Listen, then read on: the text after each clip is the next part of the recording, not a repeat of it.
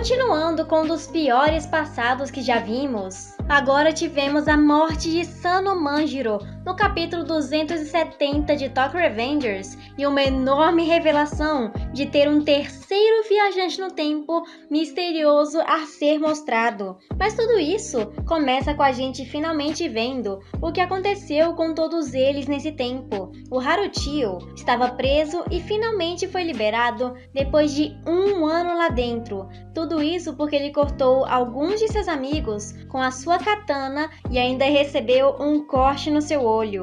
E o motivo dele ter feito tudo isso foi porque eles começaram a falar mal, falar um monte de merda sobre o Mike, que estava em estado vegetativo. E o Baji se tornou um grande preguiçoso que não vai mais pra escola e nem mesmo de uma gangue ele é, simplesmente a vergonha da profissão. E os dois foram lá juntos no Shinichiro para buscar o Sanzo da prisão e se reencontraram porque o irmão dele, o Takeomi, não queria fazer isso nem lascando, porque eles tiveram uma pequena briga, uma briguinha de irmãos, mas o mais importante era que ele queria poder ver o seu amigo Mike. Porém, era mais do que um choque ainda ter que ver ele daquele jeito numa cadeira de rodas. Naquela situação deplorável no que ele estava carne e osso com estado vegetativo, e quando ele foi tocar nele para tentar reconhecê-lo, deu para perceber que ele levou um susto e que nesse ano que esteve preso, o Sano Manjiro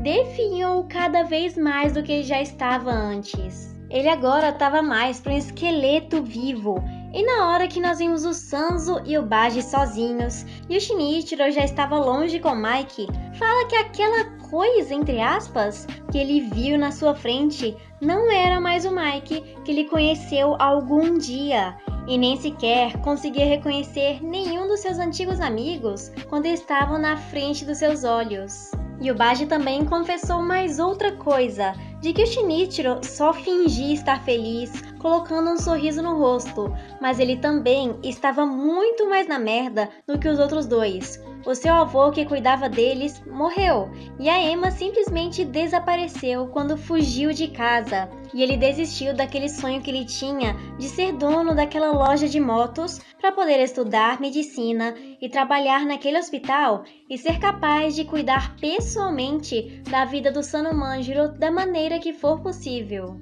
E era exatamente por isso que ele não tinha tempo para mais nada, nem para comer, ou para dormir, ou fazer algo dele. Mas o Baji então deu um pequeno chute de que o Mike provavelmente, no estado que ele está agora, não ia ficar mais muito tempo entre os seus amigos. E adivinhem só, ele acertou essa previsão, porque 1 mês depois, no dia 20 de julho, o Sano Manjiro faleceu completamente, com essa belíssima cena onde ele está deitado no meio de várias flores.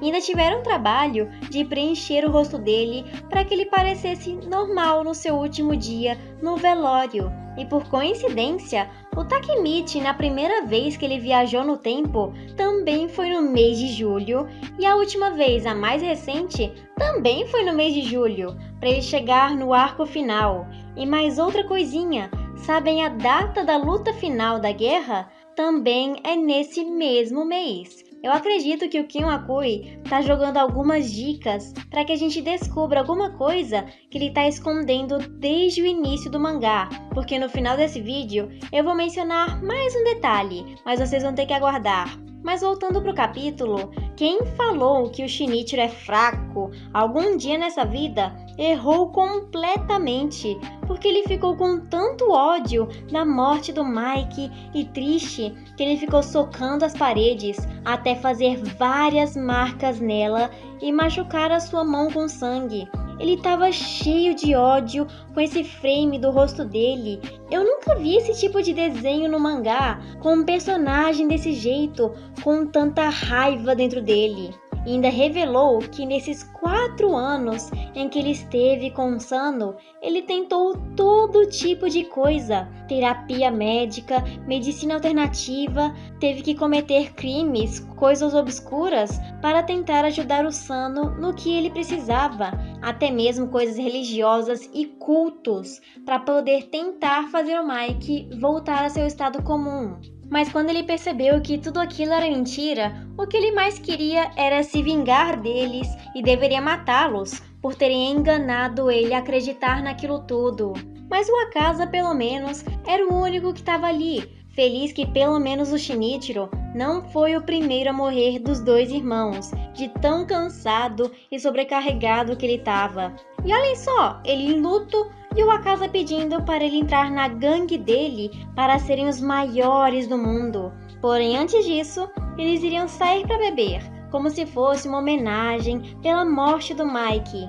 Mas no lugar onde eles estavam, mesmo tentando aproveitar, todas as mulheres que iriam ficar lá com eles ficaram 100% ocupadas, porque outros caras que estavam lá mais cedo puxaram todas elas. Era um grupo maior do que eles. E o assunto de que eles estavam falando, além de brigas que eles entraram, era de um homem velho que ficou falando doideiras de que ele poderia voltar no tempo e que poderia mostrar para eles como é que fazia se ele tivesse o seu gatilho perto dele. Isso parece familiar, não parece? E ficaram até chamando aquele homem de viajante no tempo, que pode dar a volta em todo o relógio. Mas mesmo assim os adolescentes ficaram zoando com a cara dele, falando que se ele fosse mesmo viajante no tempo, não seria mais um morador de rua como estava parecendo. Mas todo esse tipo de conversa fez o Shinichiro ficar bem curioso e ir lá perguntar sobre isso. Ele queria saber mais sobre essa história, sobre o tal viajante no tempo, mesmo que ele pareça um maluco. Afinal, ele já tentou de tudo, até religião, medicina alternativa, por que não dar mais uma pequena aposta? E nessa cena final, quando eles se recusaram a falar com ele praticamente deu uma surra em todos eles, com uma semelhança grande à mesma cena que o Rama estava segurando a cabeça de um deles. Simplesmente foda! E ele estava querendo que levassem ele até esse tal viajante no tempo.